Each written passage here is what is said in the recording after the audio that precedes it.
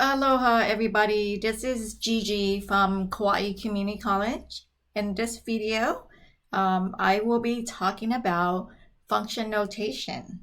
Okay, this is the second video in the functions and graph series. So let's get started.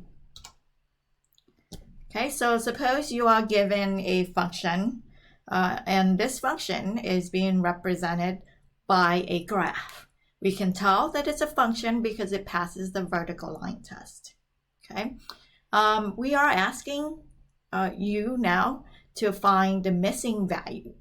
So in order to do that, we need to understand what f of 1 means. Okay, so it's read as f of 1. F of 1 is the output value, meaning the y value, when the input or the x value is 1. Okay, so f of 1 is the function value when the input is 1. The input in this case is your x. So when you do look at the function value here, when x is 1, which would be right here, and we go up to locate the output, which is the y value, we would see that the y value is 5. Or we have the 0.15, which is your ordered pair, right? So f of 1 is the second coordinate of the order pair. So f of 1 is 5. Or we say f of 1 is the function value when the input is 1. So the input is 1, the output is 5. Okay, and that is how we read that notation. So what is f of 0?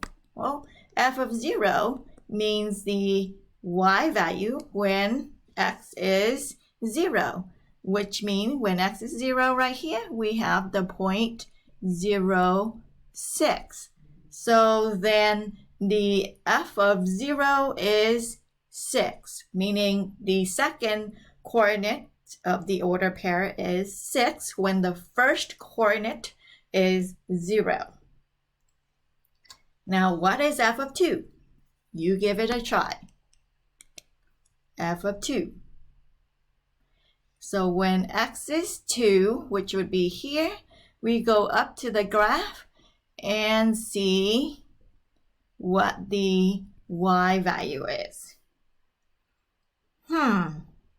That is open, and then this is open, meaning there is no order pair when x is 2, right? No order pair so 2 really is not in the domain of this function.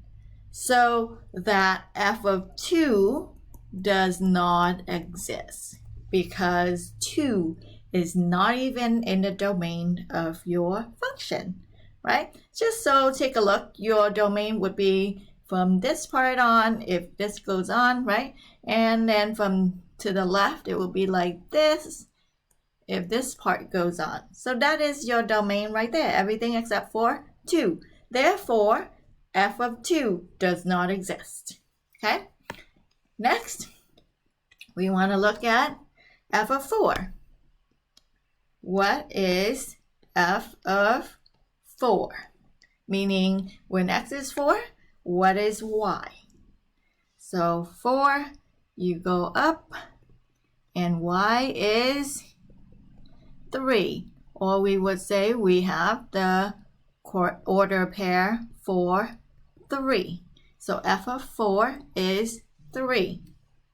Okay? Part E is asking f of what is 0? So remember, f of something, f of x, is the second coordinate of the order pair, right? So when is the second coordinate 0? Meaning the y value now is 0. So here the y value is 0. And you are looking for the x value. The x value is negative 6. Or we would say negative 6, 0 is your order pair. So f of negative 6 is 0. Okay? So that's function notation. Let's try one more time. F of what is 3? So 3 is actually the y value, right? So 3 is right here. We're looking at this y value right there. And we are looking to see what x is. That would be here or there. Ooh, there are 2 order pairs with second coordinates of 3. So first one on the right would be this point right here. And that is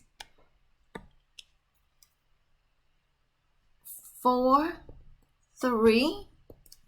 And then this point right here is negative 3, 3. So we would say f of 4 or negative 3 is 3. There are 2 different values, meaning when y equals 3, x can be negative 3 or 4. That's what that meant. Okay, or we would say f of 4 is 3 and f of negative 3 is also 3. All right, so those are what we mean when we say function notation. The input goes here, and the f of something is the output. Okay? All right, let's try one more time. When given an equation like this, f of x equals x squared minus 3. So given an input x, what you're going to do is you're going to square the input and then subtract 3. So g of 0 is going to be 0 squared minus 3. So g of 0 is negative 3. Right? Same thing, g of 4 means when x is 4, what is the y value? And to find the y value, we square the x and then subtract 3. So that would be 16 minus 3, and that is 13. So g of 4 is 13. Or we have the order pair 4, 13 on the graph. Right? And then what is g of 4 plus h? That is asking for the output when the input is 4 plus h. So same concept here, you are going to substitute the x for 4 plus h. Okay, so g of 4 plus h is 4 plus h is your input. 4 plus h is your input. So you will have your input square minus 3. So that would be 4 plus h square minus 3. And then it's up to you how you want to clean this up, right? You could multiply this out and clean that up. So that would be 16. That's a perfect square. 16 plus 2h plus h squared minus 3, which would give you 13 plus 2h plus h squared, being your g of h plus 4. Okay? The last question is asking when g of x is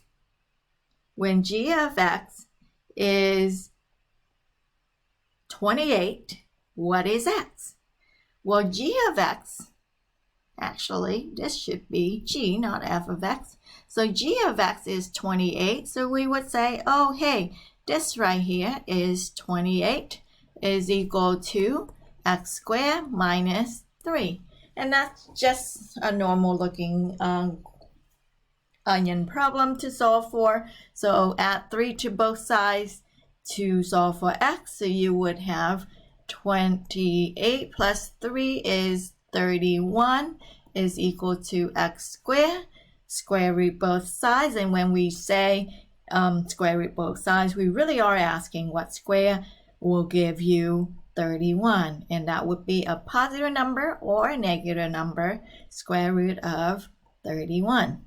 So x will be plus or minus square root of 31. Okay, so that when the y value is 28, the x value could be positive square root of 31 or negative square root of 31. And that is it for function notation. Up next, we will find the domain of a function given an equation. Okay, so we're going to use algebra to find the domain of a function. And that would be the third video for functions and graph.